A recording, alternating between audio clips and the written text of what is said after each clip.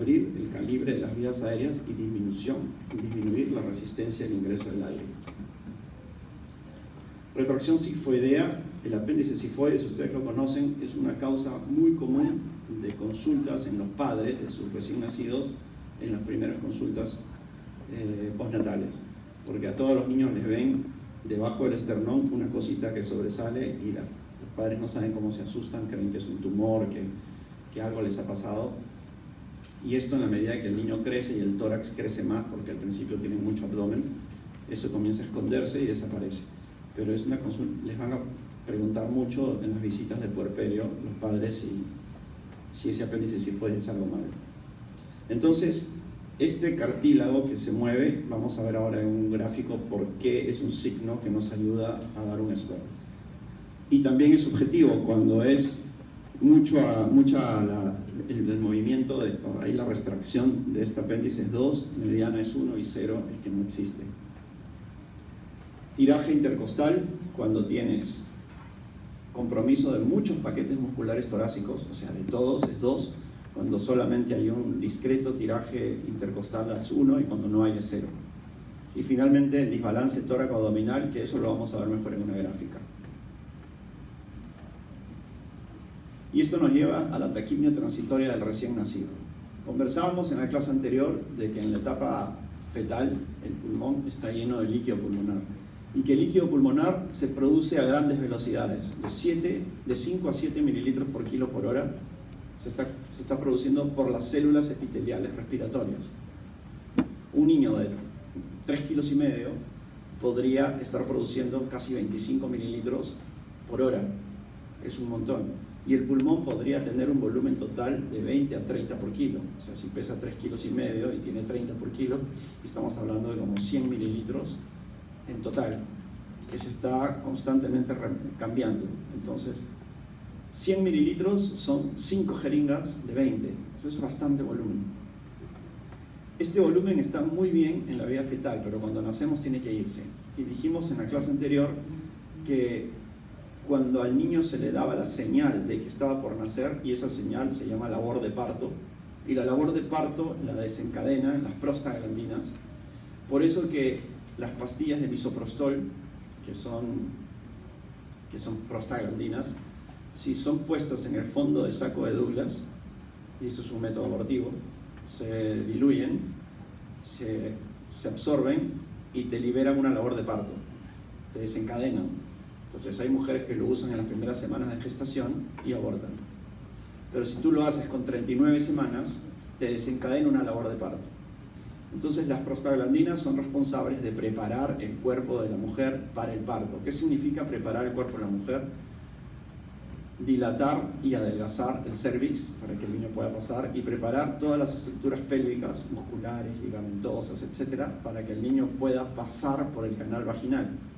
Porque normalmente un niño de 3,5 kilos no podría pasar por ahí. Entonces se necesitan muchas horas, además de los 9 meses de gestación, muchas horas de preparación de los tejidos maternos para que el niño pueda nacer por vía vaginal. Pero así como la mujer se prepara y también se prepara para el sangrado que va a tener y todo lo que significa un parto, el bebé tiene que prepararse. Y una de las preparaciones que necesita el niño para nacer es que alguien le diga a su pulmón: para de producir tanto líquido. Y entonces le llega la señal a través de las prostaglandinas y el niño cesa su producción de líquido pulmonar. Pero lo que ya produjo, y esos 100 mililitros que están en el pulmón, también le tienen que decir: ahora absórbelo. Entonces el niño va a comenzar a absorber por vía hemática y linfática hasta el 80% del contenido pulmonar. El resto que queda va a ser eliminado por la compresión de la caja torácica por el canal vaginal cuando sale. O sea, el niño es exprimido. Y cuando nace, después de 12 horas de labor de parto y por vía eutóxica, o sea, vaginal, el niño sale con un pulmón casi prácticamente seco. Y da su primer llanto, que es su primera inspiración, y comienza todo el proceso postnatal y la fase de adaptación, donde el niño al principio obviamente va a tener mucho moco, secreciones, porque el pulmón no está totalmente seco. Escuchen la respiración de un niño que acaba de nacer, suenan secreciones, suena líquido. no es un pulmón perfecto. Pero imagínense un niño que nace por cesárea programada, o sea, una mamá tiene 39 semanas y dice, bueno, mañana a las 8 a.m. me operan. No ha tenido ninguna contracción, no ha tenido ninguna liberación de sustancias de la labor de parto, y de pronto al niño cortan la piel, el útero y ¡prac!, lo sacan sin previo aviso. Ese pulmón está repleto de líquido pulmonar y la posibilidad de hacer una taquipnia secundaria a estar con agua en el pulmón existe. Y por eso se llama también pulmón húmedo o síndrome de distrés respiratorio tipo 2 o el síndrome de Avery.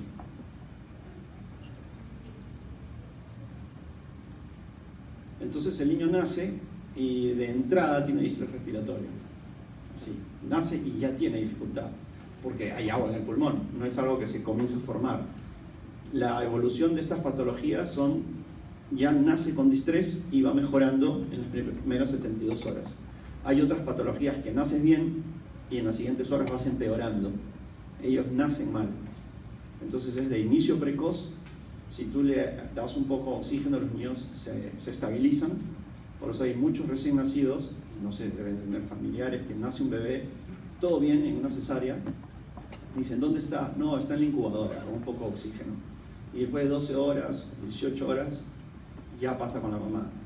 Son trastornos de este tipo, más leves, pueden ser leves o pueden ser un poco más severos. Hay niños que incluso podrían llegar a necesitar asistencia ventilatoria. Tú ocultas al niño, al principio vas a encontrar solamente los ruidos típicos de algunos estertores, pero nada más. Y más que dificultad respiratoria vas a encontrar taquipnia. ¿Qué encontramos en la radiografía entonces? Primero, es un pulmón que está hiperinsuflado. Al haber hiperinsuflación, aumentan los espacios intercostales y se horizontalizan. Entonces, puede haber líquido en las cisuras, derrame pleural, es raro, pero podría haber. Pero no hay broncograma aéreo, porque en este caso no hay consolidaciones, no hay infiltrados. Es una patología de resolución no tan larga, no tan severa, pero clásicamente, ¿qué es lo que tengo yo en la vía aérea en estos niños? ¿Agua o aire? Hay agua, aire también, pero hay agua. ¿Y el agua de qué color se ve en una radiografía? Blanco. Entonces la vía aérea se pinta de blanco y por eso le llaman el corazón velludo, porque de ambos lados del corazón salen los bronquios pintados de blanco. Entonces, clásicamente, pregunta de examen, la radiografía de la taquipnia transitoria es hiperinsuflación con aumento de los espacios intercostales, horizontalización de los mismos y el corazón velludo. Broncograma aéreo es al revés, que la vía aérea se ve de color negro sobre un fondo blanco. ¿Se acuerdan? Entonces es totalmente opuesto. Y en este caso generalmente son niños a término, porque nadie va a hacer una cesárea programada con 30 semanas, ¿no? Entonces estos niños se van a resolver generalmente bien en 2-3 días. Taquipnia transitoria está bien, el tratamiento es un poquito de oxígeno y esperar que la cosa se resuelva sola. No le vas a dar antibióticos, no le vas a poner tubos ni nada generalmente. Podrías usar un poco de CPAP a veces, y generalmente solamente con cánula binasal de oxígeno. Pasamos entonces a la enfermedad de membrana hialina o síndrome de distrés respiratorio tipo 1, la taquipnia del tipo 2. Y esto ya lo vimos también en una clase cuando les dije que las 34 semanas era un punto de corte importante que demarcaba la diferencia entre muchas cosas. Decíamos que después de la semana 34 había maduración de diferentes partes del organismo de los fetos. Una de ellas era la maduración pulmonar, otra era la maduración del bulbo respiratorio, la otra era la maduración de la retina, de la función renal, maduración de la piel, maduración de la motilidad intestinal. Quiere decir, y de lo que les dije, la capacidad de succionar, deglutir y respirar. ¿Se acuerdan del 1-1-1 que hablamos en la primera clase? Quiere decir que un niño pasada la semana 34 tiene menor incidencia de distrés respiratorio por membrana hialina, menor incidencia de apnias neonatales o apnea en prematuro, menos retinopatías del prematuro, mejor tolerancia oral, menores problemas renales, etc.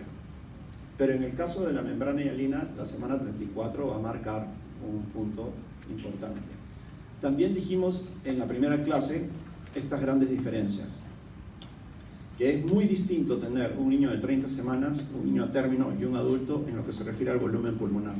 Y esto era por la manera como maduraban los alvéolos. Y les dije que los alvéolos crecían a través de la septación, o sea, la alveolarización, que era aumentar el número de alvéolos, y el mecanismo era a través de un septum que separaba el alvéolo en dos. Y les dije que este fenómeno se daba más o menos hasta la primera infancia, y después ya no. El número de alvéolos que tienes hasta los 5 o 6 años es de 300 millones, y después ya no vas a tener más. Y si fumas, es tu responsabilidad destruirlos, pero no se van a regenerar. Entonces, un recién nacido a término tiene 50 millones de alvéolos, y un adulto o un niño de 8 años ya tiene 300 millones. Ya no vas a tener más. La superficie de intercambio gaseoso del pulmón de un recién nacido a término es de 3 a 4 metros cuadrados. ¿Se acuerdan que dijimos? Porque toda la superficie esférica del alvéolo está cubierta por una malla de capilares. Quiere decir que toda la superficie esférica, o sea, tridimensional del alvéolo, puede intercambiar gases.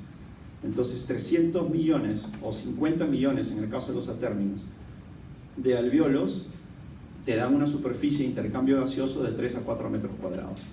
Y en el adulto es de 75 a 100 metros cuadrados. Es como una cancha de tenis.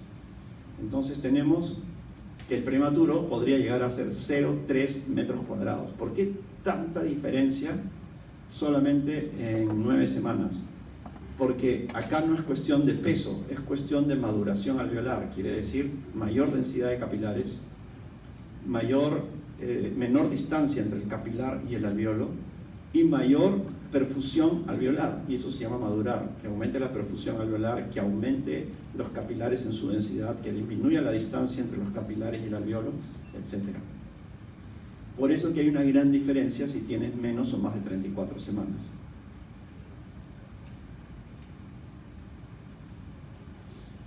También hablamos de las fases del desarrollo pulmonar y dijimos que la viabilidad se da, pregunta de examen, en la fase canalicular. Antes de la fase canalicular no hay posibilidad de sobrevivir, entre otras cosas, porque no solamente hablemos del pulmón, sino hasta de la piel se puede hablar para entender la viabilidad. Antes de la semana 23 no hay fase canalicular, entonces no hay nada en el pulmón que te pueda hacer vivir. Por más que lo intubes y hagas lo que hagas, el niño no va a sobrevivir. La piel es un determinante importante también, porque el niño pierde agua y todo por la piel y se muere. Entonces vean que la fase alveolar, en donde se da la alveolarización, les decía que hasta los 5 años más o menos estás produciendo nuevos alvéolos, por eso que naces con 50 millones, pero puedes llegar a 300 millones a los 5 años. Así como se producen nuevos alvéolos, se tienen que producir nuevos capilares, porque si hay ventilación, tiene que haber perfusión. Entonces, la fase alveolar y la vascular van juntas hasta los 5 años. Se siguen produciendo alvéolos que son perfundidos.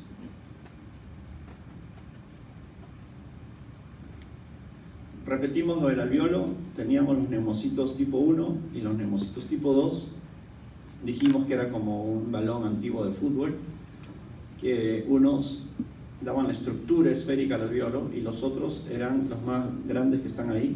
De repente si vemos, bueno, ahora volvemos a los neumocitos. Dijimos que la gráfica anterior era eso, una gráfica, y que esto te da una idea mucho más certera de lo que es tridimensionalmente el alvéolo, ¿no? Es una esfera totalmente tapizada por una red de capilares muy densa que te da toda una superficie de intercambio gaseoso. A mayor maduración pulmonar, mayor densidad de capilar y mayor número de alvéolos, que te da una superficie de intercambio mayor. Y decíamos entonces que los neumocitos tipo 2, que son los grandes que están ahí, es donde se sintetiza, se almacena y se secreta el surfactante. ¿Dónde se almacena? En los cuerpos lamelares, pregunta el examen. Y de ahí se secreta hacia la luz alveolar y está bañando todo el interior del alveolo, evitando el colapso. Mientras que los neumocitos tipo 1 le dan la estructura al alveolo, ¿no? Son planos. Aquí tienen los cuerpos lamelares, los neumocitos tipo 2, la capa de surfactante, y si tú analizas el surfactante son capas y multicapas de fundamentalmente fosfolípidos. Esta es una gráfica muy vieja, me parece que es de la Universidad de Miami, si no me equivoco. Bueno, lecitina, esfingomielina. La lecitina es un componente importantísimo del surfactante. Quiere decir que en algún momento de la gestación, el surfactante, porque hace un momento hemos hablado de la estructura pulmonar, pero hablemos del surfactante, de la función, aumenta notablemente su cantidad. Vean cómo la lecitina, que refleja la cantidad de surfactante, se dispara a partir de la semana 34. Y hace mucho tiempo, cuando yo era interno en el 96, había un test que se llamaba el test de lecitina esfingomielina. Entonces tú tomabas, a través de la amniocentesis, sacabas líquido amniótico y se hacía el test, lo hacíamos en las guardias con unos tubos de ensayo, y sacabas la proporción entre la lecitina y la esfingomielina. Si salía 1 a 1, estabas acá. O sea, no había maduración. Y tú decías, este niño todavía que no nazca porque el pulmón está inmaduro. Pero si encontrabas 3 a 1, 4 a 1, 5 a 1, siendo el número mayor la lecitina, te traducía maduración pulmonar de manera indirecta, porque te estaba hablando de que había gran producción de surfactante. También hay otro test que hace el recuento de cuerpos lamelares en el líquido amniótico. ¿Por qué dijimos en la clase anterior de que el feto, cuando está dentro de su mamá, no inspira, pero sí bota los desechos pulmonares hacia el líquido amniótico? Por eso que en el líquido amniótico puedes encontrar lecitina y puedes encontrar cuerpos lamelares, pero no vas a encontrar todos los contenidos amnióticos dentro del pulmón.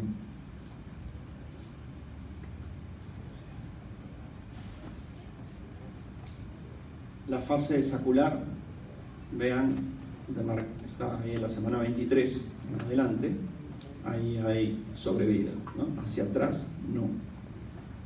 Y te dice lo que es el parto prematuro, ¿no? A partir de la semana 23.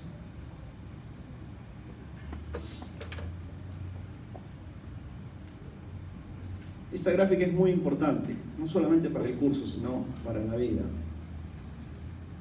FEV es volumen expiratorio forzado. Es el flujómetro que hacen soplar a los niños en las guardias de pediatría en emergencia. ¿Alguien está haciendo prácticas de pediatría? Sí, la tercera parte, ¿no? O 2/3. Y ahí, cuando llega un niño asmático, le dan el flujómetro y lo hacen soplar. Le dicen, sopla todo lo que puedas, y te marca una cosita que se llama el volumen expiratorio forzado. Si hay asmáticos en esta sala, de todas maneras hay asmáticos. Levanten la mano a los asmáticos. Claro, tiene que haber por lo menos 10%. Entonces, el asmático tiene mucha dificultad para expirar. Entonces, cuando llega un niño asmático, antes de empezar todo el proceso, lo hace soplar y te da un valor. Y de ahí lo nebulizas una vez, o 2, o 3, y entre cada nebulización vas probando la flujometría. Y va mejorando, hasta llegar a niveles óptimos, y el niño podría considerar mandarlo a casa. También tienes que ver la saturación de oxígeno, también tienes que ver el score, etc.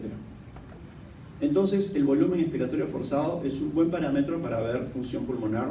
Claro, no es una espirometría, pero por lo menos te ayuda. Normalmente, un niño nace, vean la línea azul, y su volumen expiratorio va subiendo. Vean que ahí está a los 5 años, que es el punto en el que ya dejó de formarse más alvéolos, pero la caja torácica crece, se hace más fuerte, el niño va desarrollando, entonces su volumen aumenta hasta los 25 años, donde están ustedes. Ustedes están en la etapa máxima, no solamente del pulmón, de todo su cuerpo. De ahí comienza el envejecimiento de todo. O sea, disfruten porque están en el mejor momento, en todo aspecto. De ahí vean, viene una meseta cortita y comienza a bajar tu función pulmonar. Pero ¿por qué no te sientes enfermo? Porque cada edad tiene unos requerimientos físicos. O sea, una persona de 50 años que le gusta correr ya no va a correr lo mismo que corría a los 25. Y él se va a sentir muy bien, porque cada edad tiene sus requerimientos. Y una persona de 75 años tiene una actividad física mucho menor, camina más despacio, puede hacer natación y nada más despacio, entonces sus requerimientos son menores y vive bien. Vean la línea que dice síntomas. ¿Cuándo aparecen síntomas secundarios al compromiso respiratorio? Si tú tienes un pulmón sano al nacer, nunca fumas y llevas una vida sana, nunca vas a tener sintomatología respiratoria. Y puedes morir de 90 años tranquilo. Pero si eres fumador, vean la línea punteada azul, comienzas a toser, a tener enfisema, a toser, y cuando cumplas 60, 70 años, han visto mucha gente de esa edad que respira rápido y se agita, no puede tener actividad física y tiene una vejez problemática, tosen todo el día, la pasan mal. ¿Cuál es lo triste? Que el 30% de los prematuros en Estados Unidos, menores de 1500 gramos, fuman.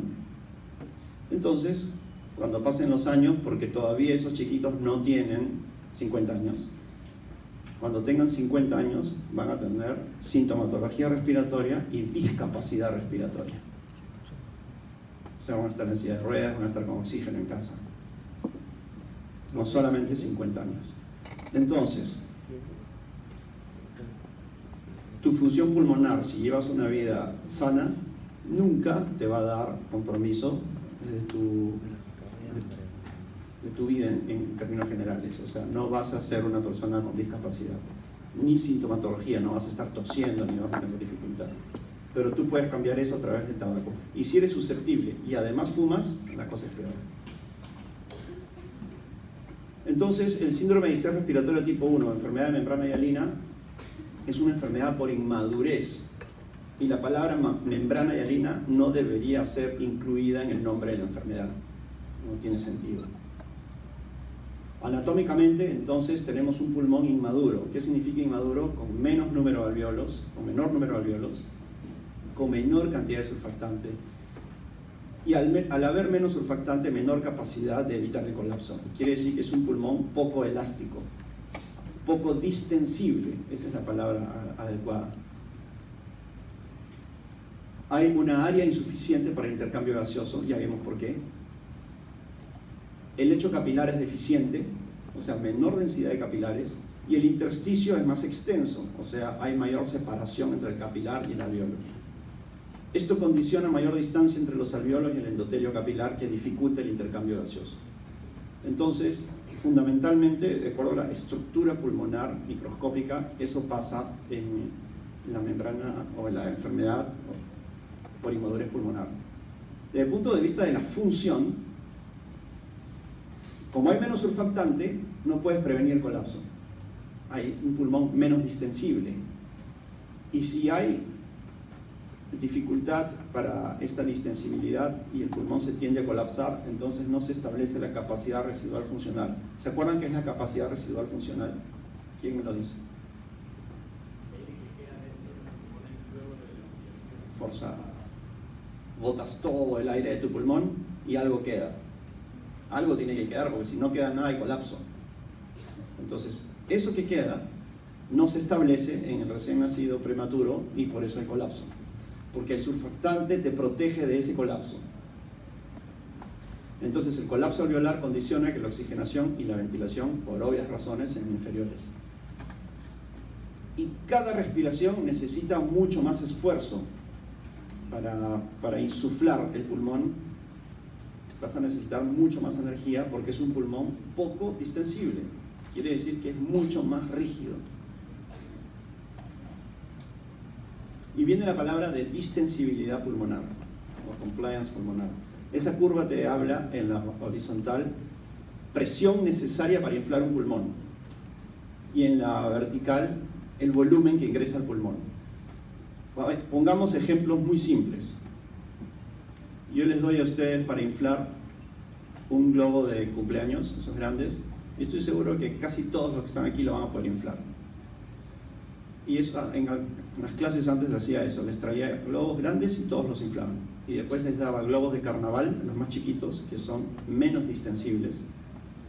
Y la mayoría de chicas no podían inflarlos. Y algunos que ya se esforzaban podían inflar un globo de carnaval.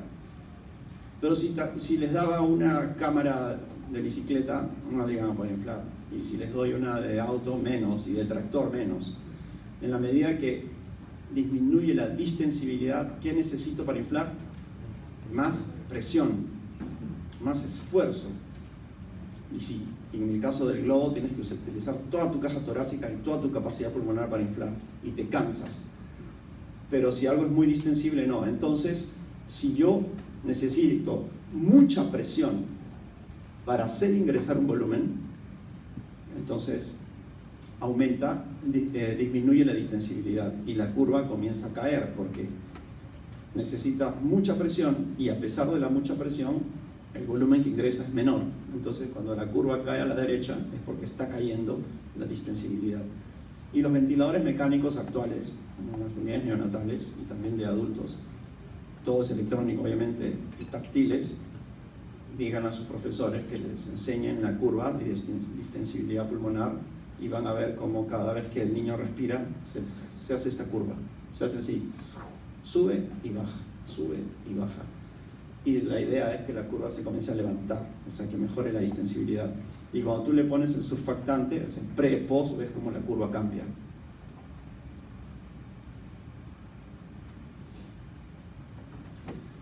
Entonces tenemos un pulmón que debería ser muy elástico y muy distensible, pero que en este niño prematuro es muy rígido. Eso es el pulmón. Y por fuera del pulmón está la caja torácica. Y la caja torácica debería ser muy rígida y muy fuerte. ¿Por qué la caja torácica debería ser muy fuerte? Porque nosotros tenemos el pulmón, que es el globo respiratorio. El pulmón tiene pegada una membrana que se llama pleura visceral. Luego sigue la pleura parietal, y la pleura parietal está pegada a la caja torácica. Entonces tenemos por fuera la caja torácica con su pleura y por dentro el pulmón con su pleura. Entre ambas pleuras, ¿qué hay? El espacio pleural, que es virtual y se hace real en un neumotórax, ¿no? Este espacio virtual que hay ahí, líquido pleural, ¿no? Que da la lubricación para que puedan haber distensión y todo, y que se mantenga la presión negativa. En este espacio hay presión negativa. Al haber presión negativa, las dos pleuras están pegadas. Donde va una, va la otra. Entonces la caja torácica, con los huesos costales, y el esternón y todo, y sus músculos, son mucho más fuertes que el pulmón. Entonces, si tú inflas tu caja torácica, así, estás inflando tu pleura parietal. Y como tu pleura parietal está pegada a la visceral, va a hacer que el pulmón se infle. Entonces, al inflarse, por diferencia, por gradiente de presión, el aire entra por la tráquea. Entonces, si yo distiendo mi pulmón y no dejo entrar el aire porque cierro la boca y la nariz, no puedes. Entonces, la caja torácica tiene que ser más fuerte que el pulmón. Pero ¿qué pasa en el prematuro? Está todo invertido. El pulmón es muy débil porque es poco distensible. Pero la caja torácica, perdón, el pulmón es muy rígido y la caja torácica es muy débil porque sus huesos, si vieron prematuros, son muy débiles y tienen muy poca musculatura torácica. Entonces el pulmón le gana a la caja torácica. Y al ganarle a la caja torácica, cuando la caja torácica hace el esfuerzo para inflarse, el pulmón que está dentro, como es rígido, le dice, no voy a ir. Pero la caja torácica sigue insistiendo, y como el pulmón no va, se hunden las partes más débiles de la caja torácica, y se hunden los espacios intercostales, y se hunde el apéndice sifoides, porque el pulmón desde adentro se resiste a ser insuflado, porque está muy rígido por todo lo que hemos dicho hace un momento. Entonces el recién nacido no está en capacidad de lograr suficiente presión inspiratoria para abrir sus alvéolos carentes o escasos del surfactante. Entonces la caja torácica se retrae, porque la caja torácica de los niños es muy débil. Entonces, ¿qué hace el recién nacido prematuro? Tiene un elemento más que se llama diafragma. que es grande, que es fuerte, es más fuerte que su caja torácica, y comienza a echar mano del diafragma de una manera violenta y comienza a generar grandes contracciones diafragmáticas, creando grandes presiones inspiratorias, pero generando poco ingreso de volumen, pero por lo menos va sobreviviendo el niño. El diafragma es una cúpula muscular, así. Cuando está relajado es una cúpula y cuando se contrae se aplana. ¿No? Entonces es una cúpula así y cuando se contrae baja. Este espacio que deja, esta diferencia de espacio, es el espacio que va a ocupar el aire que entra. Entonces los recién nacidos tienen una respiración muy abdominal, porque insisto, su caja torácica es débil. Y el diafragma va a formar parte dentro de un momento del Silverman-Anderson, cuando hablemos de la desbalance tóraco-abdominal. Entonces, si yo comprimo esta bolsa de reanimación, vuelve a su estado normal. Si yo expiro mi pulmón, inspiro y vuelve a su estado normal. Si yo soy un gigante y comprimo este globo aerostático, ahí se queda. No se va a volver a inflar. Entonces el pulmón sería como una bolsa de reanimación que debería de insuflarse rápidamente. Este es un alveolo maduro normal donde hay fuerzas hacia afuera. El alveolo está constantemente con fuerzas para mantenerse inflado. Tú expiras y se infla otra vez. Mientras que un alveolo de un prematuro menor de 34 semanas, al haber ausencia o déficit surfactante, disminuye la distensibilidad y hay una constante fuerza que lo lleva hacia el colapso. Y el niño se defiende de esta fuerza que lo quiere llevar al colapso con el diafragma, con esfuerzo respiratorio. Y por eso aparecen signos de dificultad respiratoria que son el esfuerzo que hace el niño para no ahogarse. Es respirar rápido, utilizar todos sus músculos respiratorios, utilizar con gran potencia el diafragma, hasta que se agota, se fatiga y se muere. Y ahí aparece la neonatología para evitar esto y darle asistencia ventilatoria. El Silverman-Anderson, entonces. Caja torácica, es lo azul. Esternón, apéndice sifoides. Costillas, espacios intercostales. Tráquea, diafragma y abdomen. El niño quiere inspirar, entonces amplifica su caja torácica. Pero el pulmón, que es muy rígido, se resiste y jala hacia adentro por esas fuerzas que les decía. Y al jalar hacia adentro, en la inspiración, vamos a tener retracción de los espacios intercostales y retracción sifoidea. Y ahí ya tienes dos signos del Silverman. Entonces el niño usa su diafragma con gran potencia y cuando inspira, el diafragma baja. Quiere decir que paradójicamente en la inspiración vas a tener un abdomen que sube y paradójicamente un tórax que baja. Entonces el niño inspira y el abdomen sube y el tórax baja. Y ese es el desbalance tóraco-abdominal, que le pones 2 cuando el abdomen sube y el tórax baja, que le pones 1 cuando el abdomen sube y el tórax no se mueve, y le pones 0 cuando no existe. Tiene que ver con la utilización marcada y fuerte y violenta del diafragma para evitar ahogarse. Y me quedan 2, el aleteo nasal y el quejido. ¿Por qué hay quejido expiratorio? Y esto también es muy simple. El niño está con una tendencia constante a colapsar sus alveolos. Se quieren colapsar. ¿En qué tiempo respiratorio creen ustedes que se da el colapso? ¿En la inspiración o en la expiración? En la expiración. Cada vez que el niño bote el aire, comienza a perder alveolos. Entonces, hay un mecanismo de defensa que tiene el niño. Imagínense ustedes que inflan un globo, lo inflan y cuando ya está inflado, le hacen un nudo. Lo aplastan para desinflarlo, pero no dejan salir el aire. ¿Qué pasa con la presión dentro? Lo aplasto y no dejo salir el aire. Aumenta. Y si habían algunas partes del globo que se iban a comenzar a pegar, se comienzan a abrir en la medida que tú lo aplastas.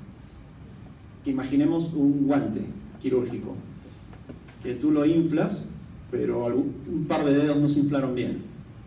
Entonces tú le haces un nudo donde has inflado y aplastas el guante inflado. ¿Qué pasa con esos dedos? ¡Pac! Se inflan, ¿no? Lo mismo, entonces el niño quiere hacer eso, quiere que en algún momento hacer un mecanismo para que esos alvéolos que se iban a colapsar, ¡pac!, se inflen. Entonces inicia el esfuerzo expiratorio, pero no deja salir el aire, cierra la glotis. Y esa presión que se genera dentro del tórax con glotis cerrada infla los alvéolos que se iban a colapsar. Pero la presión vence luego a las cuerdas vocales, y estoy hablando de fracciones de segundo, es algo inmediato. Y se abre la vía aérea de manera violenta y el aire sale violentamente y suena. Por eso que el quejido expiratorio marca el inicio de la expiración, porque es cuando se abren las cuerdas vocales y sale el aire violentamente. Entonces el quejido no puede ser inspiratorio. ¿Dónde tengo quejido inspiratorio? En el estridor del Krupp, por ejemplo. El niño que llega porque está vibrando el epiglotis. Pero en este caso, el sonido, el quejido es expiratorio. Así que no se puede concebir que se equivoquen en esa pregunta del examen. Y el otro es el aleteo nasal. Hace algunos años se puso de moda entre los futbolistas ponerse un aperturador de fosas nasales en la nariz. ¿Han visto en diferentes disciplinas deportivas? ¿Qué es? Es una lámina que en realidad la lámina siempre está estirada así, una placa de metal planita y que por un lado tiene un adhesivo. Entonces tú lo doblas con los dedos, te lo pegas acá y cuando lo sueltas la lámina quiere abrirse, pero como tiene adhesivo va a abrir tus fosas nasales. Entonces eso disminuye la resistencia de ingreso del aire al aumentar el calibre, y eso hacen los bebés, aperturan sus fosas nasales en la inspiración, y eso se llama aleteo nasal.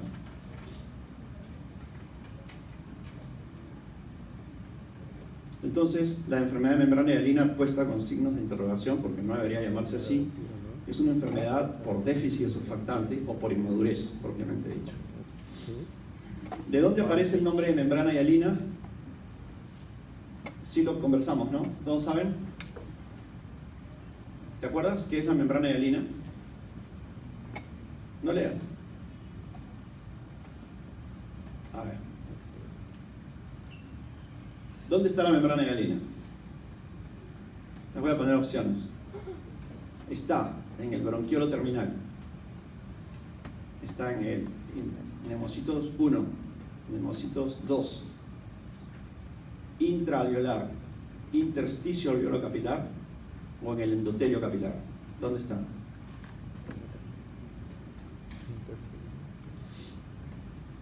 O sea, imaginemos la unidad alveolo-capilar, ¿no? Tienes el alveolo y el capilar.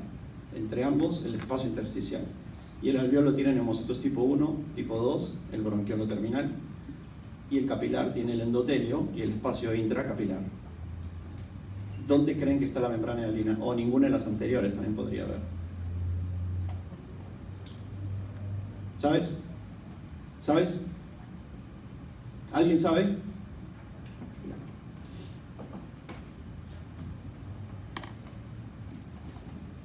La membrana hialina normalmente no existe.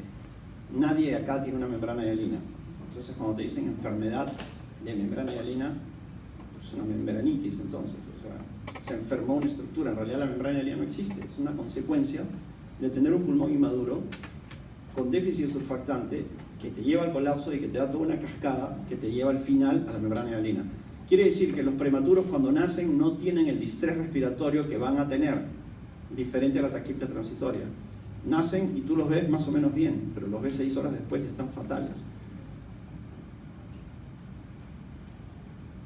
Pero vamos a ver una gráfica primero. Aquí. Morfología pulmonar inmadura, menor de 34 semanas. Por consecuencia, déficit de surfactante, menor distensibilidad pulmonar, mayor espacio intersticial, menor vascularización, o sea, perfusión, porque hay menor densidad capilar. Todo eso me lleva al colapso, o sea, el déficit surfactante, colapso alveolar. Al haber colapso, hay menor superficie de intercambio gaseoso. Y al haber menor superficie de intercambio gaseoso, hay más hipoxia, baja el oxígeno, sube el CO2. La hipoxia y la hipercapnia me llevan a la acidemia. La acidemia te da vasoconstricción de los vasos generales, pero pulmonares fundamentalmente. Y eso te lleva a la hipoperfusión. Entonces, si ya se estaba alterando la ventilación, ahora se altera la perfusión. Y eso te da más hipoxia y más hipercapnia. Y te da más acidemia y más vasoconstricción y comienza a girar. Pero esta hipoxia, esta hipoperfusión del tejido pulmonar te lleva a la isquemia tisular pulmonar, con daño del capilar del endotelio respiratorio.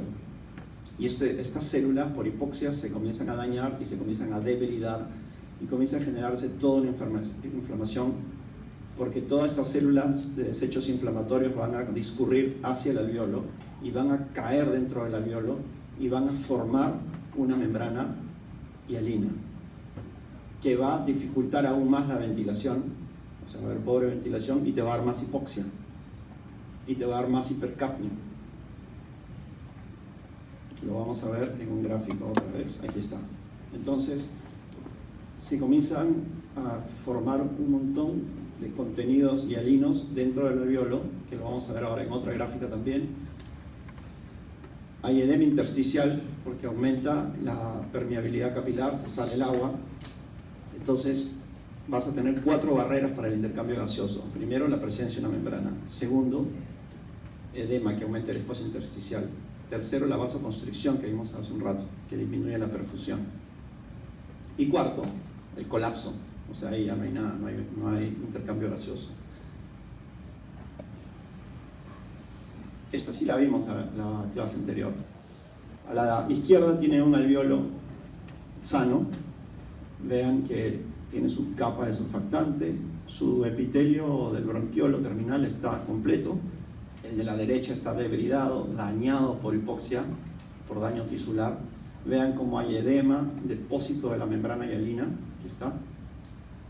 La migración de todas las células inflamatorias, edema intersticial, aumenta, se sale el líquido de los vasos capilares, etc. Entonces, es toda una cascada inflamatoria que termina dañando el pulmón de manera muchas veces irreversible. Y el niño fallece. Entonces, ¿cuál es la etiología de esta patología? Haber nacido prematuro, generalmente menos de 34 semanas. Y será peor mientras más prematuro seas. Anatomía y fisiología pulmonar inmaduras. Producción de surfactante limitada. Almacenes de surfactante, que son los cuerpos lamelares, se depletan rápidamente. ¿En quiénes entonces? En los menores de 34 semanas, y mientras más pequeño sea, peor será. Entonces, ¿qué es el surfactante? Es aquella sustancia fundamentalmente proteica, o fosfolípidos, que te va a evitar el colapso. ¿Dónde se produce? ¿En qué células? Nemocitos tipo 2. Aquí está la composición. ¿Cuáles son los factores que se asocian con esta enfermedad y con un peor pronóstico?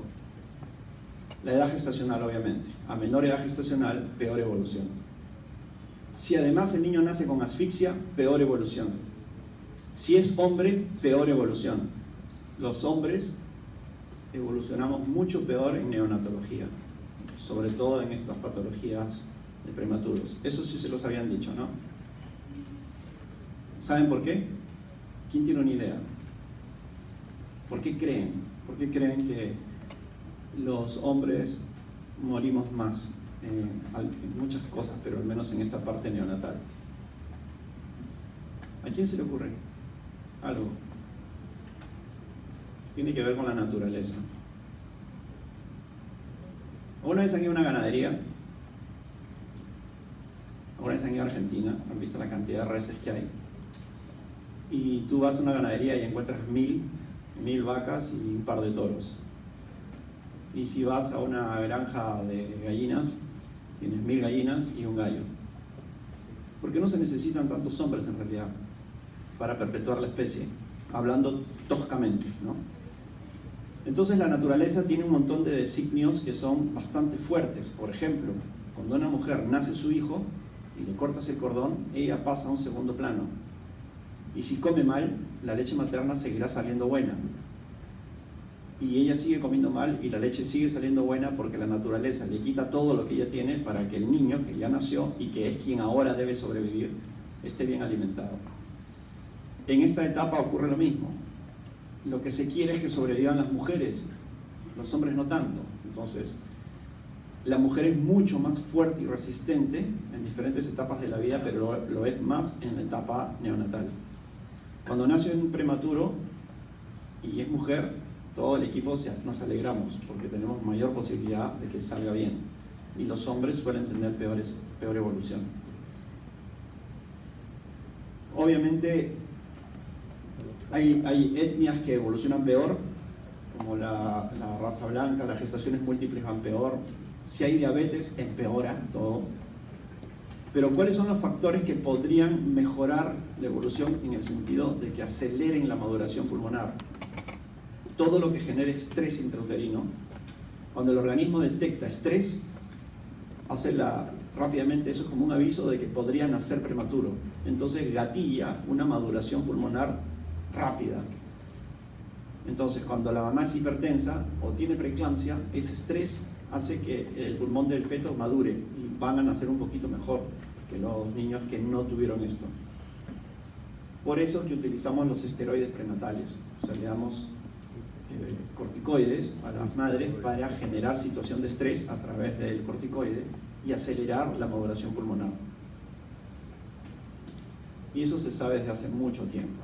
Hace mucho tiempo el consenso es administrar corticoides a las mamás para disminuir la incidencia y la severidad de la enfermedad por inmadurez pulmonar. Se usa betametasona, ya no se usa dexametasona. Cuando yo era interno se usaba dexametasona. El consenso es muy viejo, ¿no? Tiene muchos años ya, no es nuevo. Pero en la época en que yo llevaba el curso y era interno, llevé el curso en el 95, justo cuando se hablaba de esto, se decía que la dexa, que la beta, había unos estudios, recién corrían muchos estudios y todavía muchas discusiones que la FDA no había aprobado la betametasona y en Estados Unidos usaban dexa, pero dexa tenía sus complicaciones, ahora ya usan betametasona. ¿Cómo diagnosticas la enfermedad de membrana hialina entonces? Tienes 3 pilares diagnósticos: el clínico, el radiológico y el gasométrico. Y por todo lo que hemos conversado, es muy fácil responder estas 3 preguntas, es muy fácil. El clínico, ¿qué vas a encontrar entonces en un prematuro con esta patología? Ya les he dicho hace un rato todo. ¿Qué vas a tener? No me digas Silverman, dime signos clínicos. Tiraje intercostal, ¿qué más? Retracción sifoidea, desbalance tóraco-abdominal, quejido, aleteo, o sea, dificultad respiratoria. ¿Qué más vas a tener? Cianosis, muy bien. Hipoperfusión puede haber, ¿no? ¿Qué más? Taquicardia, todos los mecanismos adaptativos que va a tener el niño frente a esta enfermedad. Y si le toma funciones vitales, podría bajar la presión arterial, etcétera, la saturación de oxígeno bajar. Entonces, clínicamente es fácil saber cómo va a estar el niño y lo podemos objetivar con un score, ¿no? Entonces, hay dificultad respiratoria que se va instalando progresivamente de inicio a los pocos minutos hasta las horas, diferente a la taquipnea transitoria. El score de Silverman nos va a ayudar a cuantificar. Hay hipoventilación, o sea, el niño al principio, tú vas a ver que su caja torácica no se eleva, porque está difícil para amplificarla. El niño puede estar pálido y cianótico. Murmullo vesicular disminuido, no lo escuchas bien, y el llenado capilar disminuido. Entonces, clínicamente, simple. Radiológicamente también es simple. Porque hablábamos en la clase anterior de que, se los explico de una manera más simple. Imaginemos que yo tengo un alveolo acá, que llega hasta aquí, tremendo alveolo. Si yo tuviese un alveolo de estas proporciones, la pared alveolar sería muy fina, como un globo, así sería, muy fina. Y sería fundamentalmente aire. Es un globo elástico lleno de aire. Dijimos que el aire se ve de color, ¿qué color? Negro. 300 millones de globos sanos, bien inflados, se ven como 150 millones a cada lado de color negro, porque la pared alveolar no tiene representación radiológica, porque es muy fina. Entonces un pulmón sano se ve como dos campos pulmonares negros. Pero supongamos que este alveolo que lo tengo acá, que está muy sano, lo voy a comparar con este que tengo acá, de un prematuro con esta enfermedad. Está más chiquito, porque está con colapso, está llenecito de agua, de fibrina, o sea, de la membrana hialina. ¿Y de qué color se ve todo eso? Blanco. Ahora, en lugar de ser un puntito negro, o sea, de tener 300 millones de puntitos negros, vamos a comenzar a encontrar puntitos blancos.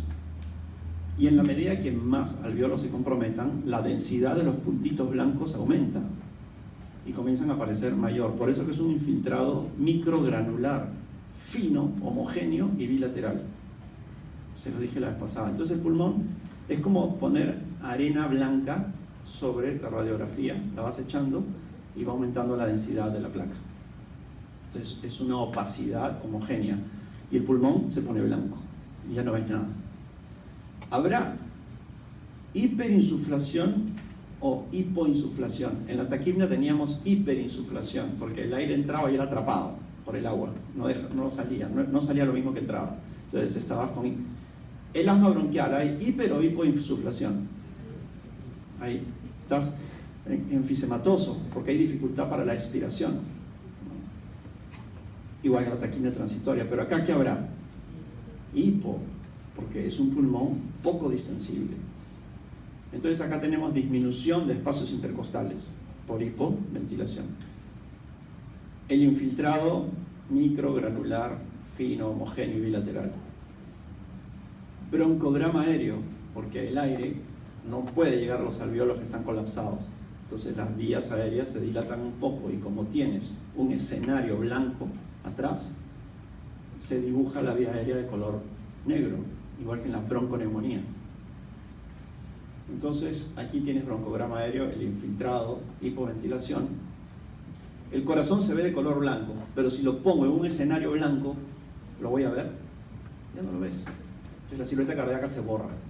Borramiento de la silueta cardíaca. Pregunta de examen.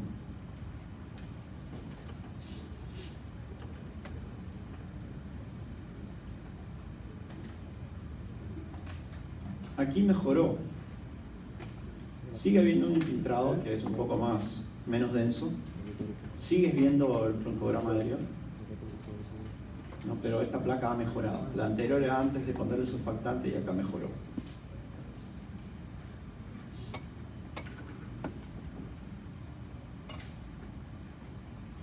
Y desde el punto de vista gasométrico, esta también es facilísima. ¿Cómo está la PO2? Hipoxemia. La PCO2, hipercapnia. La saturación de oxígeno, baja. ¿Cómo está el bicarbonato? Baja. El exceso de base, negativo, porque hemos dicho que hay acidosis, hay hipoxia, hay hipercapnia. ¿Cómo está el pH? Bajo. Entonces, gasométricamente ya saben cómo está, no tenemos ni que memorizar nada. ¿Y cómo está la gradiente alveolo arterial? ¿Qué es la gradiente alveolo arterial? ¿Cómo? No, explícalo.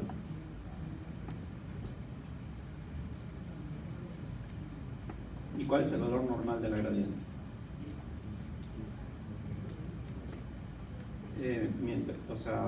Menor de 20. Menor de 20, de 10, en neonatos menor de 20. ¿Se acuerdan la fórmula de la gradiente? ¿Cuál es la fórmula que hablabas tú?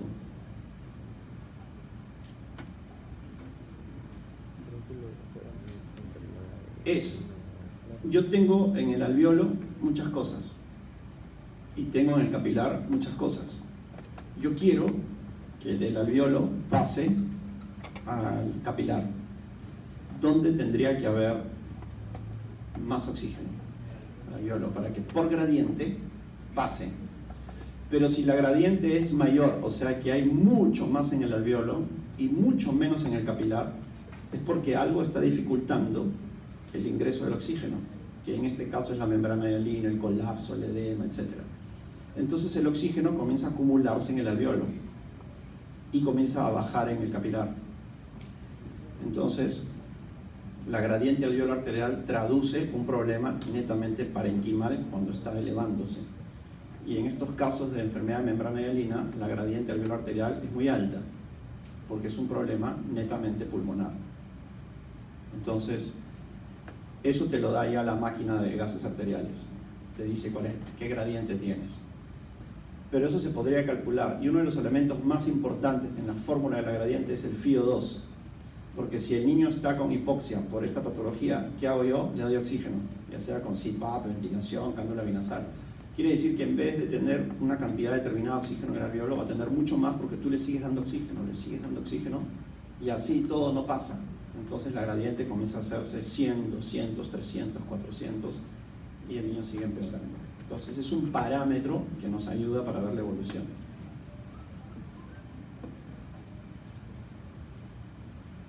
El manejo empieza desde la prevención, o sea, si tienes una gestante con riesgo de parto prematuro, llévala a un centro donde haya una unidad neonatal, que nazca en un lugar adecuado, porque es mejor transportar al niño dentro de su madre que transportar al niño en una incubadora.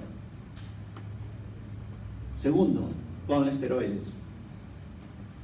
Luego, cuando el niño nace, tampoco vamos a hablar del manejo fino, porque eso es para la especialidad, pero viene todo el manejo general, el balance, en algunos casos antibióticos, en algunos no, en algunos casos sinotrópicos, en otros no, y todo lo que es la asistencia ventilatoria. Y también podrías utilizar el surfactante, o sea, no hay surfactante, le das surfactante. ¿Por dónde se lo das? ¿Por dónde? Por el tubo endotraqueal, directo. Es el camino más directo para llegar al alveolo, es por el tubo endotraqueal.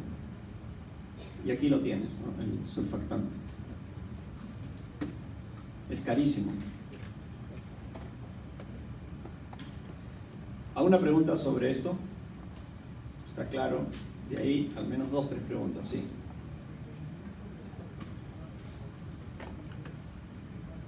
No. Antes era mayor, pero ahora con todas las guías clínicas en su uso y las indicaciones, prácticamente no se ve. Sí lo veíamos mucho al inicio de este siglo, ¿no? Tampoco mucho.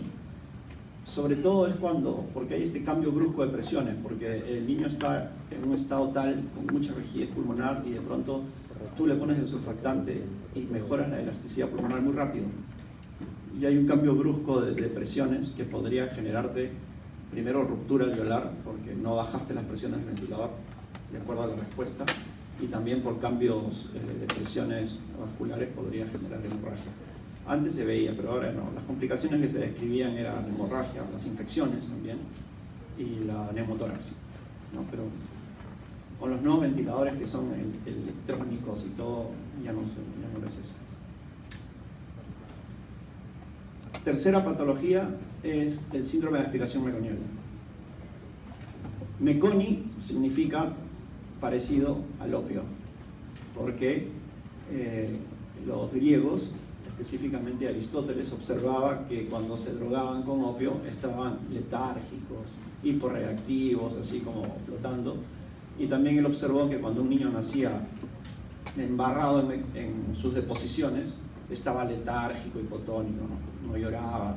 Entonces le llamó Meconi a este líquido verde, que no es más que las deposiciones diluidas en el líquido amniótico, que lo conversamos en la clase anterior. Y dijimos también que los niños nunca deben defecar dentro de su mamá, y que defecan cuando hay estrés hipóxico. Entonces, cuando hay estrés hipóxico, el niño defeca, y cuando hay estrés hipóxico, el niño inspira, hace lo que se llama el gasping. Entonces, cuando yo tengo un niño que nace con mucho líquido verde, ¿cuál podría ser la etiología de esto? Dijimos cuál era la más común. ¿Cuál? Sí, pero ¿cuál sería la causa de esta falta de oxígeno? No. Post-término, por envejecimiento placentario, calcificación de la placenta. ¿Se acuerdan? Les puse fotografías.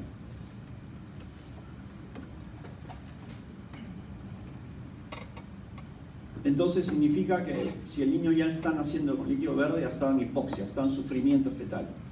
Y en la medida que el líquido sea más denso, es más crónica esta hipoxia. El niño ya tiene horas o días sufriendo dentro de su mamá y debieron haberlo sacado antes.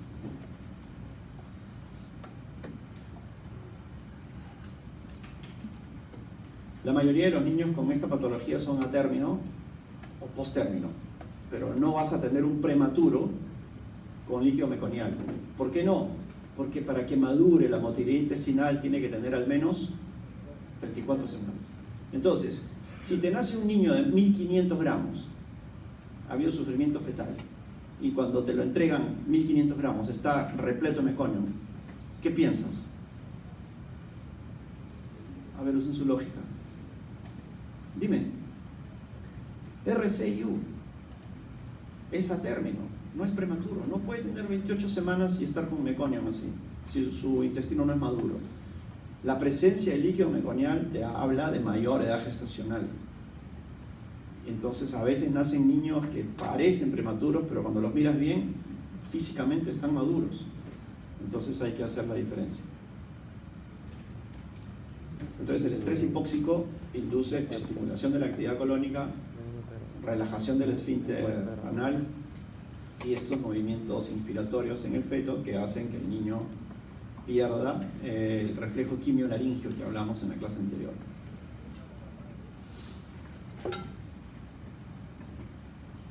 Este es el reflejo quimiolaringio que hablábamos, ¿no? de los niños. Entonces, en la aspiración de líquido meconial se supone que cada vez hay menos, o debería haber menos por todos los controles perinatales, pero en lugares como en nuestros países donde cada vez hay más índices de pobreza y menos control sanitario y la gente no se hace su control perinatal, persiste la incidencia del síndrome de aspiración meconial constante. Estos niños van a requerir, estas mamás, una intervención obstétrica, o sea, la mayoría nacen por cesárea, no se espera a que nazca por vía vaginal porque tienes que intervenir rápido. Y generalmente nacen con Apgar bajo. Y generalmente hay que reanimar.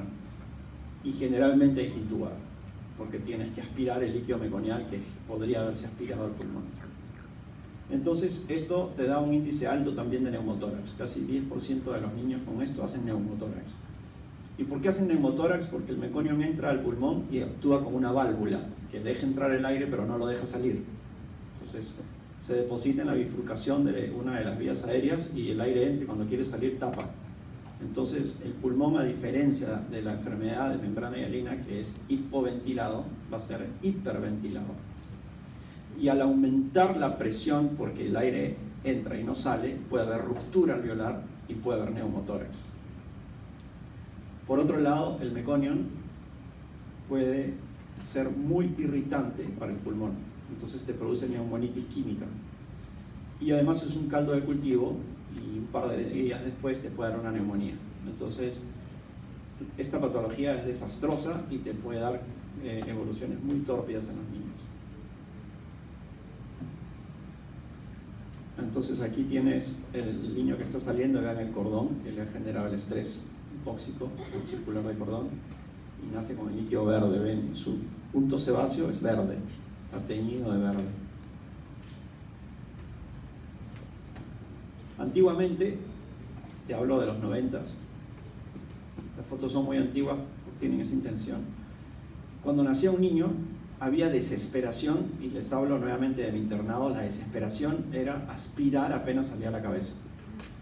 Entonces salía el niño y volábamos nosotros a aspirar con esas bombitas o con las ondas y le aspirábamos antes de que salga el niño y después el niño se extraía y lo asistías. Los estudios corrieron y se hizo un estudio muy grande donde compararon niños que eran aspirados versus no aspirados. Y la evolución era la misma. Las mismas complicaciones, la misma incidencia de aspiración meconial, la misma letalidad de la enfermedad. ¿Por qué? Porque la aspiración se da intrauterinamente. Que aspires o no, es igual. O sea, los niños que fallecían por síndrome de aspiración meconial, cuando se comenzó a hacer los estudios anatomopatológicos e histológicos, se encontraron cambios vasculares que toman días. Quiere decir que no es que el niño nace y hace sus cambios vasculares. Ese niño tenía 3, 4, 5 días en hipoxia. Y por más que tú aspires en ese momento, si el líquido está así de verde, la fatalidad ya se dio. Entonces, actualmente los algoritmos de reanimación te hablan de que cuando hay líquido amniótico meconial, antes había una desesperación por la aspiración, ahora ya no tanto así. Si el niño llora, ya no aspiras nada. A menos que nazca totalmente flácido y sin respuesta, entonces ahí sí aspiras, pero si el niño está despierto y respirando, ya no tienes nada que aspirar. ¿No? Entonces puede haber neumotórax, hiperinsuflación, horizontalización, y hay unos infiltrados algodonosos difusos. No es homogéneo como la membrana hialina, son difusos porque depende de dónde caiga el líquido. El meconium es denso, ingresa a los pulmones, obstruye las vías aéreas de menor calibre, forma tapones que ejercen un mecanismo de válvula, atrapa el aire, además es irritante. No se olviden que el meconium es estéril. La primera deposición de los fetos es totalmente estéril, no tiene gérmenes. Así que no te da un proceso infeccioso de inicio. Posteriormente sí puede ser, pero al inicio es más que todo neumonitis química. Se puede sobreinfectar, te da un síndrome de dificultad respiratoria generalmente fuerte, pero es variable dependiendo de la intensidad. Y la radiografía, hiperinsuflada, como decíamos, infiltrados algodonosos, parches, aplanamiento de diafragmas, puede haber neumotórax y puede haber neumomediastino por las razones dichas. Cuando hablamos de hipertensión pulmonar persistente, también se llama persistencia de la circulación fetal, porque la circulación fetal es eso, predomina la presión pulmonar. Y cuando tú naces y respiras y ventilas tu pulmón, la resistencia pulmonar cae drásticamente y predomina la presión izquierda y se cierran las comunicaciones cardíacas y se cierra el ductus porque se invierte la presión. Pero podría darse el caso de que esto no se dé y haya persistencia de la presión pulmonar. Y esto es una de las consecuencias del síndrome de aspiración meconial, que hay hipertensión pulmonar persistente. Entonces, esto es un cuadro muy fatal, que no lo queremos ver nunca en neonatología porque necesitamos un montón de estrategias, entre ellas la ventilación de alta frecuencia.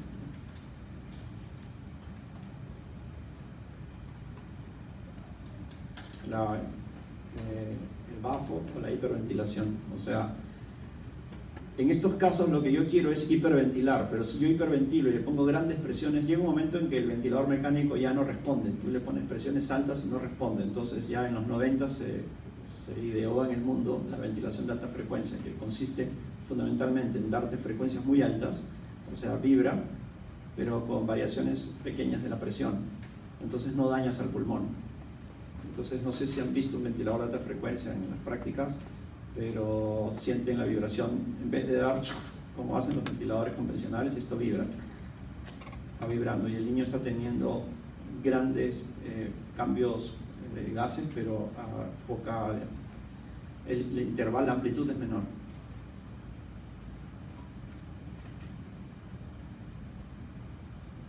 Esto que dice no es óxido nítrico, por si acaso. ¿Para qué sirve el óxido nítrico? Vasodilatador.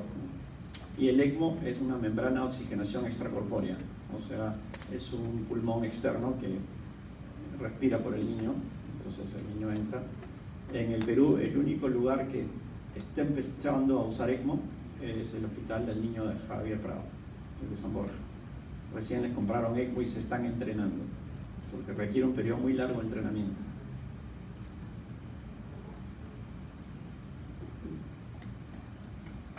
Y la displasia broncopulmonar es la consecuencia de haber nacido prematuro, haber recibido oxígeno, ventilación mecánica, etc. Quiere decir que el pulmón se daña. Cuando yo sufro una agresión y un proceso inflamatorio, ¿cómo responde mi cuerpo? Quiere reparar ese tejido. Y la reparación es la cicatrización. Y la cicatrización es la fibrosis. Entonces, si tú te quemas la piel, viene toda la respuesta inflamatoria, el dolor, el enrojecimiento, la rubicundez, todo aumenta, y después de unos días comienza a bajar la inflamación, baja, y viene la cicatrización, y terminas con una cicatriz, o sea, fibrosis. Y este tejido fibroso no es funcional, ya no suda, ya no tiene folículos pilosos. Y esto se da en todo el organismo, cuando hay regeneración de un tejido después de un evento inflamatorio, infeccioso, lo que fuera, ese tejido suele no ser funcional. Y esto es lo que pasa con el pulmón después de toda la inflamación y todo el barotrauma de la ventilación mecánica y el volutrauma y la acidosis y todo lo que pasa para salvar al niño trae consecuencias. Y el pulmón va a entrar en una fase de reparación que termina en una displasia, o sea, en un cambio del tejido, y este porcentaje del pulmón displásico no es funcional, o sea, no hay intercambio gaseoso. Y al no haber intercambio gaseoso, el niño está bastante bien, ya tiene 3 meses en la unidad, ya pasó toda la fase aguda, pero sigue teniendo necesidad de oxígeno. ¿Y cómo compensa la menor superficie de intercambio gaseoso que tiene? Aumentando su frecuencia respiratoria. Entonces, así compensa. Entonces tú le das un poco más de fracción inspirada de oxígeno, le das un FiO2 de 25 y así viven. A veces se van a casa con oxígeno, taquipnéicos y con oxígeno, como un adulto con EPOC. Igual, que tiene un pulmón fibroso y que necesita oxígeno y que todo el tiempo están taquipnéicos. El paciente adulto con EPOC, generalmente por haber fumado toda la vida y por muchas otras cosas, lo pones en paralelo con el prematuro, con displasia broncopulmonar, y el prematuro va a mejorar, este no. ¿Por qué va a mejorar el prematuro? ¿Por qué? ¿Qué maduración? La alveolarización. Porque el adulto ya no va a regenerar sus alveolos y va a morir por una consecuencia pulmonar. Pero este chiquito tiene la alveolarización. Quiere decir que, ¿cuál es el pilar fundamental en el manejo de la displasia broncopulmonar en los niños pequeños? La nutrición. Si no crece, no va a mejorar. Por más que uses el mejor broncodilatador, antiinflamatorio, el oxígeno y todo lo que le puedas dar, si el niño no crece, porque ¿cuál es la idea básica? Imaginen que el niño tiene 2 kilos, o sea, nació con 800 gramos y está prealta, tiene 2 kilos ahora, entonces se va a ir a casa, entonces va a ir con oxígeno, tiene un pulmón X y el 30% de su pulmón es displásico como consecuencia de haber sobrevivido, y el niño está taquipnéico porque 30% de su pulmón no funciona. Si yo lo alimento bien, ahora pesa 4 kilos, el pulmón está el doble ahora, pero la fibrosis no va a crecer. Entonces ahora en vez de tener 30% equivale al 15%. Ahora pesa 8 kilos y esta fibrosis proporcionalmente baja al 7%. Y en la medida que el niño comienza a crecer y a crecer, comienza a mejorar y a mejorar. Sí es cierto que queda con una reactividad bronquial. Muchos de estos niños van a ser asmáticos, van a tener reactividad bronquial, pero bueno, muchos de acá son asmáticos y no han sido prematuros.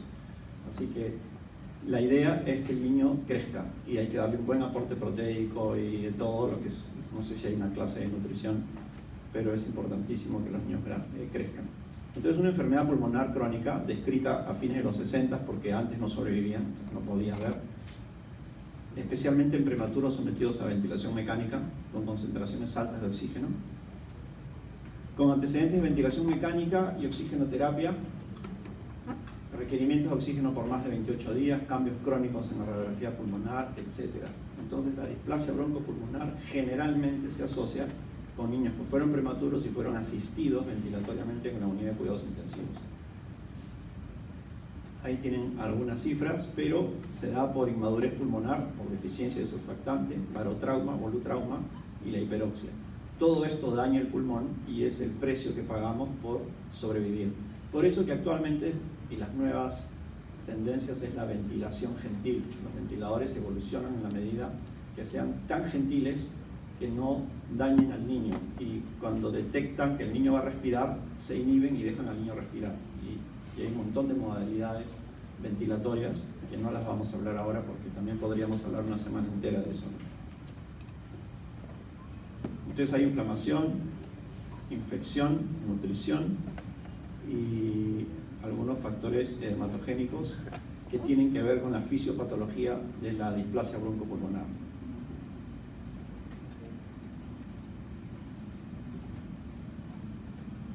Esto ya prácticamente no se ve, pero le pusieron este nombre a aquellos niños que hacían displasia broncopulmonar y que nunca habían estado en ventilación mecánica. Entonces decían, ¿por qué? Porque este prematuro, está bien, nació prematuro, pero nunca lo intubaron, nunca recibió oxígeno, evolucionó muy bien y ahora, un mes después, está con displasia broncopulmonar. Y lo que pasa es que el simple hecho de nacer prematuro y utilizar tu pulmón para respirar cuando no debías utilizarlo, ya es una agresión. Entonces, que un niño de 29 semanas o 28 semanas salga del útero y tenga que respirar por cuenta propia y lo haga bien y se salve sin que lo tengan que intubar, ya está agrediendo su pulmón, porque ya está en la atmósfera. Ese pulmón no debería funcionar todavía hasta la semana 37 al menos, idealmente 38. Entonces, el simple hecho de nacer prematuro ya es una agresión. Entonces, podrías tener también, claro, mucho menos probable, pero podrías tener una displasia broncopulmonar. Muy bien, ahí nos quedamos. ¿Preguntas? Sí. Doctor, disculpe, cuando mencionó el tratamiento del salam, no entendí bien si es que adicional a todo lo que mencionó también se le puede dar surfactante de exógeno. Sí, buena pregunta. A veces el meconium se lleva el surfactante y a pesar de ser niños a término podrías necesitar el surfactante. Muchas veces se utiliza. Por ejemplo, hace muchos años, esto fue en el año 98 creo, asistí en España a un taller de ventilación mecánica neonatal. ¿Qué se utilizaba? Se utilizaba cerditos recién nacidos, un lechón, que pesan como 4 kilos y tienen fisiología pulmonar muy parecida a un neonato humano. Tienen casi los mismos volúmenes pulmonares, todo. Estos animalitos, ya tú entrabas a la unidad, era una unidad experimental, ya estaban anestesiados todos y estaban echaditos con un tubo endotraqueal conectados a un ventilador. Pero como eran sanos, el ventilador estaba con FiO 21 y con presiones fisiológicas. No había ningún problema. Entonces, ¿qué hacían los tutores, los expertos, que eran tipos muy conocidos? Desconectaban el ventilador, tomaban jeringas con cloruro de sodio, instilaban por el tubo y aspiraban. Instilaban y aspiraban. O sea, estaban haciendo un lavado alveolar. Y después de unos cuantos lavados, ¿qué habían hecho? Habían sacado todo el surfactante. Y de ahí lo volvían a conectar al ventilador. Ese, bueno, casi digo niño, bueno, animalito, lo llevaban a una enfermedad de membrana hialina porque le quitabas el surfactante. Y tú veías cómo comenzaba a desaturar, le tomaban unos gases, estaba en hipoxia, hipercapnia, y le tomabas radiografías y todavía no encontrabas nada porque la radiografía es un hallazgo posterior, pero necesitabas al ventilador comenzar a subirle el PIP, tenías que subirle el PEP para que no haya colapso, tenías que subirle el FiO2 y las gráficas de distensibilidad pulmonar comenzaban a caer. Entonces era para ver cómo tú podrías inducir una enfermedad de membrana hialina llevándote el surfactante de manera experimental, y de ahí comenzaban a hacer un montón de prácticas del taller, del manejo, de los gases, etc., ¿no?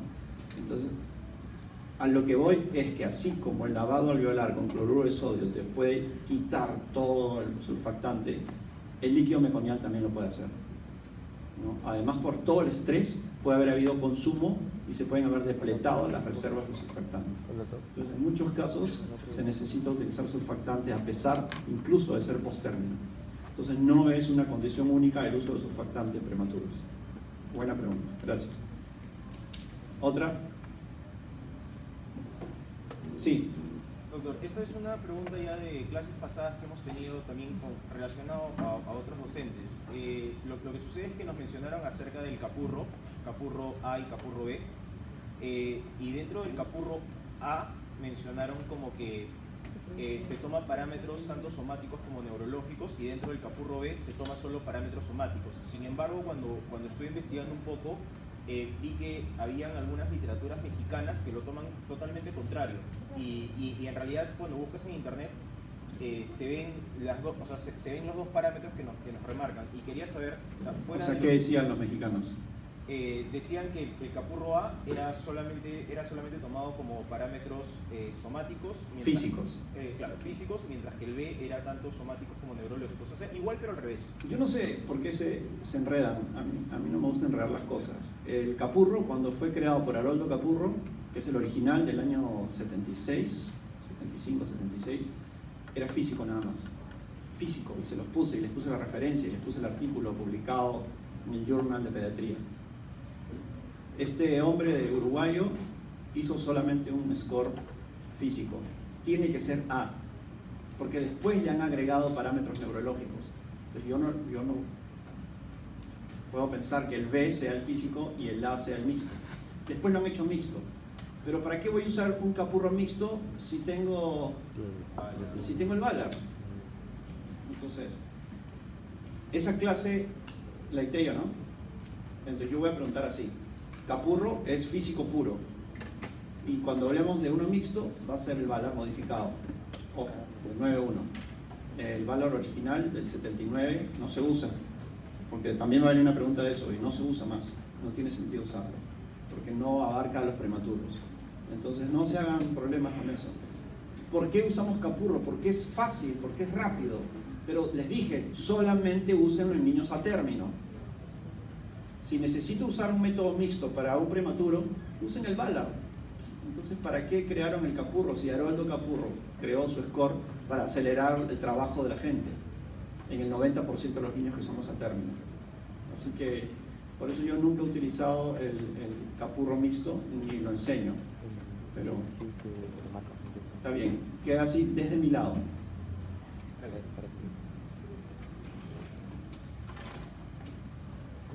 Bien, entonces lo de TORCH es muy simple, son los agentes del TORCH, qué lesiones pueden producir, qué afectación, qué hallazgos clínicos y punto.